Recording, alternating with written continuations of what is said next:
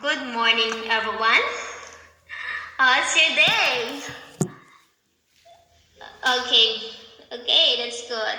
Okay, so by the way, my name is Jaisa Flora, and today I will be discussing the assigned topic to me by Sir Jeff. And the topic is all about applied linguistics and cognitive linguistics. So let us have first read a story of applied linguistics. The term applied linguistics, or AL, is an Anglo-American coinage. It was founded first at the University of Edinburgh School of Applied Linguistics in 1956, then at the Center of Applied Linguistics in Washington, D.C. in 1957.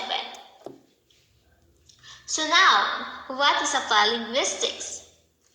Actually, teachers apply linguistics defined in different ways by different researchers or scholars. But today in my discussion, I will consider the three scholars or researchers who define what linguistics is. So let us start to Christopher. So according to Christopher, he opens that applied linguistics is the theoretical and empirical investigation of real-world problems in which language is the central issue. The phrase, the language is the central issue. Okay, so based on my own understanding about Christopher Prophet said about the language issue is the central issue. It says that in the world central issue is language. So question why? It's simple. Just like in the Philippines, because the Philippines is a country rich in languages, so more than 100 distinct languages.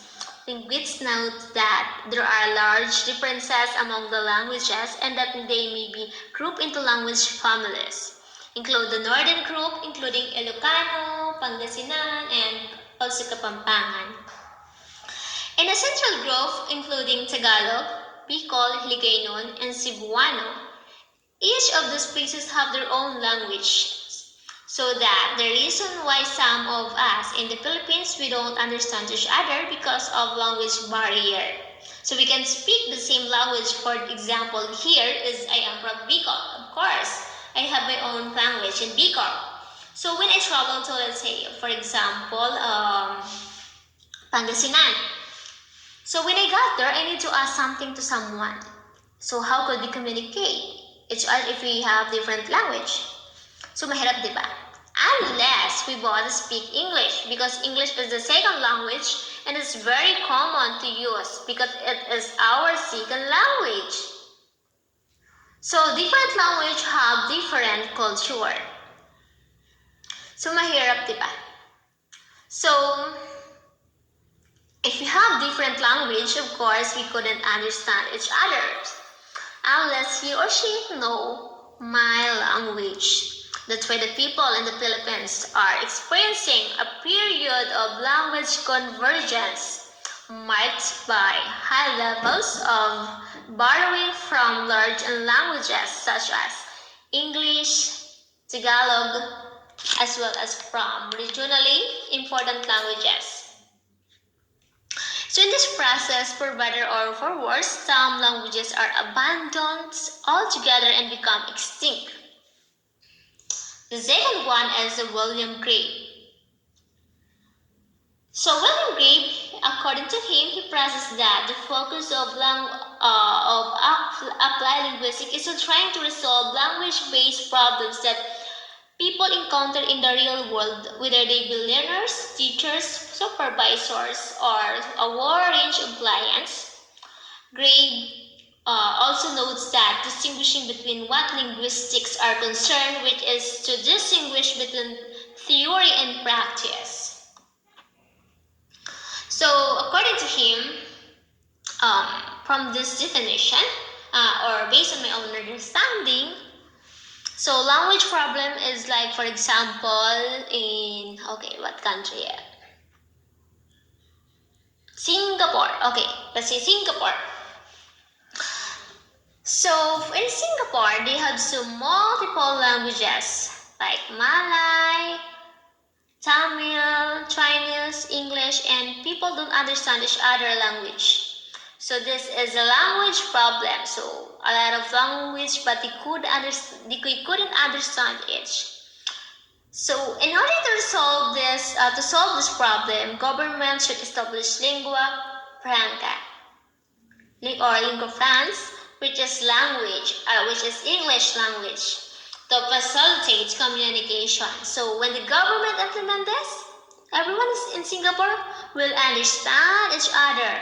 So they will have a good communication. So the third one is, or the last one is Smith and Salty Marcia. So according to her, applied linguistic uses about language, how it is learned, and how it is used in order to achieve some purpose or solve some problems in the real world.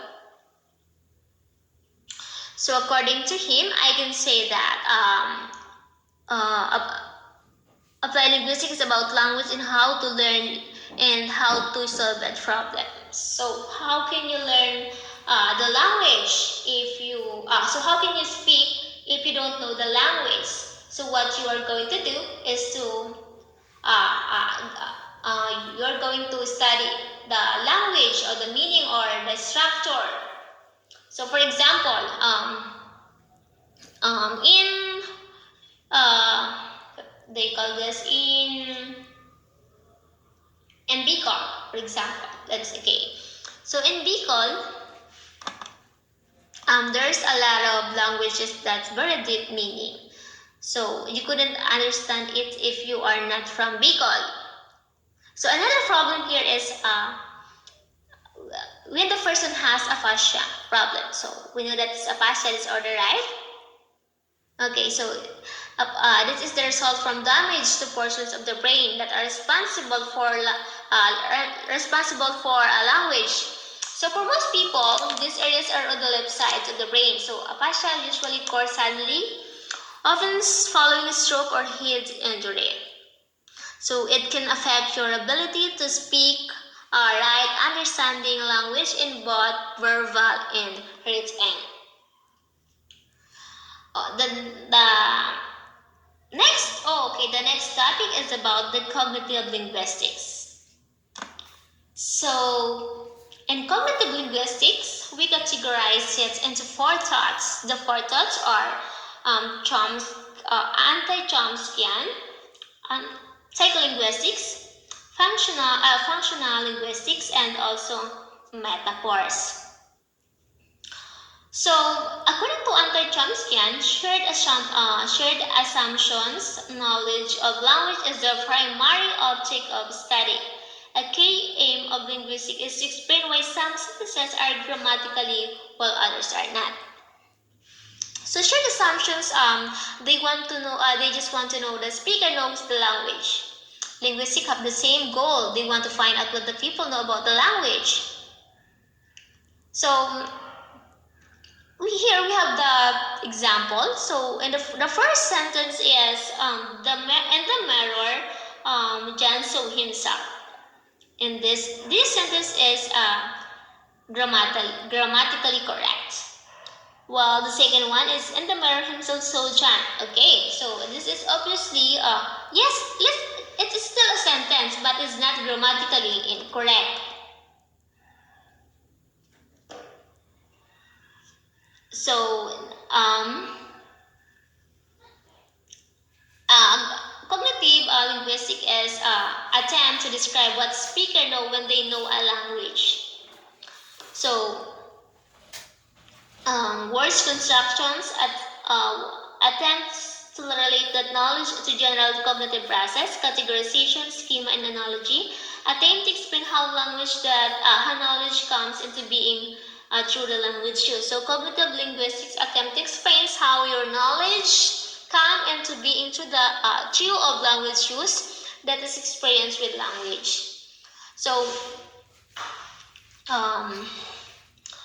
cognitive linguistics is are very much concerned with the questions that what does language structure and in forms of language, what do they tell about us, the mind. So I know. Yes. So just um, now let's proceed to the difference between psycholinguistics and cognitive linguistics. So in psycholinguistics is how does the human mind handle language? Language processing, production, acquisition, not tied to a single theory of language. Cognitive linguistics are what does language tell to us about the mind. So language structures, language representation, conceive a story of language. So, as I said earlier, cognitive linguistics are very much concerned with these questions. What does language structures and forms of language, what do they tell us about the human mind?